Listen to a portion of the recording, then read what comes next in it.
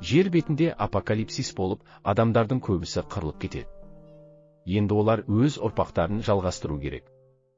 Сәлем достар, бүгін сіздерге көрсетілетін фильм 2015 жылы шыққан екінші туылу атты фильмі. Достар, фильмді бастамас бұрын каналға тіркеліп, лайк және қоңырауды баса кетейік.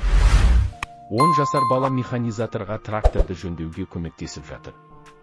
Радиодан жер бетіне қатты магниттік сәуле жақындап келе жатқанын хабарлайды. Механик бұл жай күнделікті ескертулер деп сенеді. Осы сәтте 20 жастағы бойжеткен сүйікті мопедімен әкесіне бара жатыр. Әкесі үңгірлерде ауа өткізгіш трубалар қояды. Содан ол қалаға түсіп Трини атты әйел және ұлы Дидактпен кездеседі. Қыз ол балаға ағылшын тілін үйретеді екен. Сол сәтте бұларға көше балалары келіп, қорқытып қашып кетеді. Үйге келсе әкесі басқа қалаға кетіп бара жатқанын біледі. Ал баланы бұзақылар ұстап алып, тиісіп көлге лақтырып жібереді. Оны көріп қалған Альба бірден суға секіріп, оны құтқарып қалады. Сол сәтте магниттік күш жер бетіне қатты әсерін беріп, айналаны өртеп жатады. Бала екеуі үйіне барады. Сөйтсе үйі құлап, анасы астында бастырылып қалған екен. Альба баланы тыныштандырып, үйіне апара жатыр. Жол жөнекей барлық ғимараттар өрнетіп кеткен. Магниттік толқынның кесірінен барлық құрылғылар істен шыққан. Тек күн батареясы істеп тұр екен. Екеуі бұзылған қалаға келеді. Бала полицияның көлігінен қару тауып алады. Бірақ қыз оны алуына қарсы болады. Альба осы сәтте құлап жарақаттанып, баланың үйіне барып түнеуге бел буады. Ол сағат сайын болып жатқан іс-әрекеттерін бейнеге түсіре бастайды.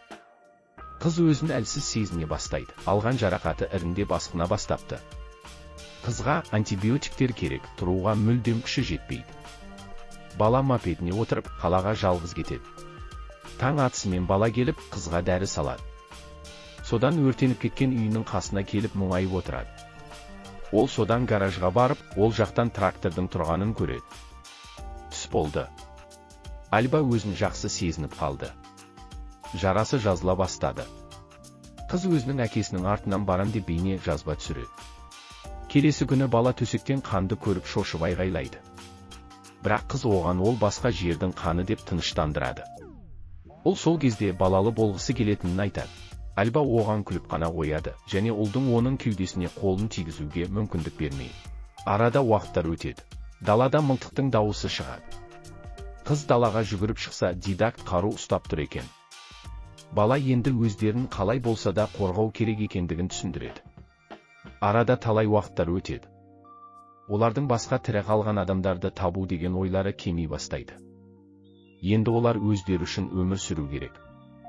Арада бірнеше жыл өтті. Дидакт үлкен сымбатты жігіт болып өсті. Жігіт қызды сыртынан бақылағанды ұнатады, көбіне жуынып жатқан сәттерін. Бір күні балаға қамыр илеуді үйретіп жатады. Жігіт сол сәтті пайдаланып ерінен сүйіп қашып кетеді. Түнде қатты жел соғып барлық еккен өсімдіктерін құртады. Содан баспаналарын тастап кетуін шешеді. Жігіт тракторды қалпына келтіріп, оны оталдырып, екеуі өзінің әкесіне қарай жол тартады. Екеуі қалаға келіп, әкесінде және басқа тірі қалғандарды да таба алмайды. Жігіт қызды тыныштандырып, екеуі стадионға қарай бет алады. Жігіт бос қақпаға бірнеше рет гол салады. Қыз оны тамсана видеоға түсіріп отырады. Екеуі солай сезімдерін ұстай алмай түнді бірге өткізеді. Екі түп келесі күні қаладан шығып, теңіз жағалауында жаңа өмір бастайды. Қыз жігітке келіп, жүкті екенін айтқанда ол қызды мейірімен құшақтайды. Босануға дайындалу үшін, қыз кітапханаға барып, кітаптарды жинай бастайды. Жігітте дайындала бастайды. Арада айлар өтеді, олар бұл өмірге үйреніп кетті. Бір күні Альба ішінің ауырғанын қатты сезе бастайды. Дидакт көмекке барады. Солай қыз өмірге жас сәбиді әкеледі. Бір күні қыз теңізден бір кемені байқайды. Әкесі тірі шығар деген үмітпен теңіз жағасына барады. Қыз кемеге қарай қолын бұлғайды. Теңіз жағасына ессіз адам жатқанын байқап қалады. Қасына барып оятпақшы болады. Ер адам оянып есімі Филипп, және басқа тірі қалған адамдарды іздеп жүрмін деп қуанады.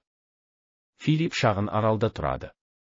Бірақ көп уақытын кемеде өткізеді екен. Филипп солай кемесін жөндеп, Дидактқа қалай апокалипсис кезінде өмір сүру керек екенін түсіндіреді. Бірақ жігіт Филиппке сенбейді.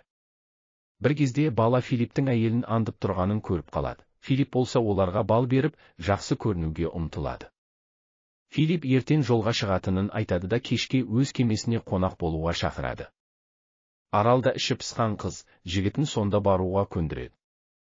Кемеде Филипп пен Альба әңгімелесіп жатады. Түнде проектор арқылы фильм қосып, оларды кемеде түнеге көндіреді. Таңертең оянған Дидакт жағадан алыстап кеткенін байқайды. Ол сүйіктісіне ескертпек болғанда Филипп оны ұрып, суға лақтырып жібереді. Оны естіген қызда, жігітті құтқаруға артынан секіреді. Сонда екеуі кішкентай баласын ұрлап кеткенін түсінеді. Содан баладан айырылып екеуі қайта жағалауға жүзіп келеді. Екеуі жағалаудағы кемені жөндеп, қыз Филипптің қай аралда тұратынын болжайды. Екеуі аралға жүзіп барады. Алыстан баланың дауысын естиді.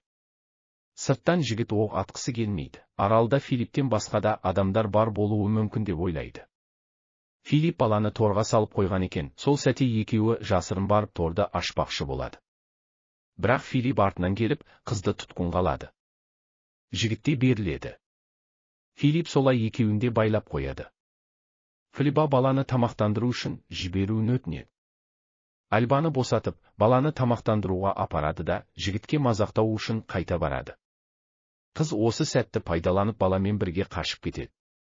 Филипп қолына сым алып, жігіттің аяғын қатты қысады. Ауырсынуды көтере алмай талып қалады. Солай қыздың артынан іздеуге түседі. Төменде баланың дауысы шығады.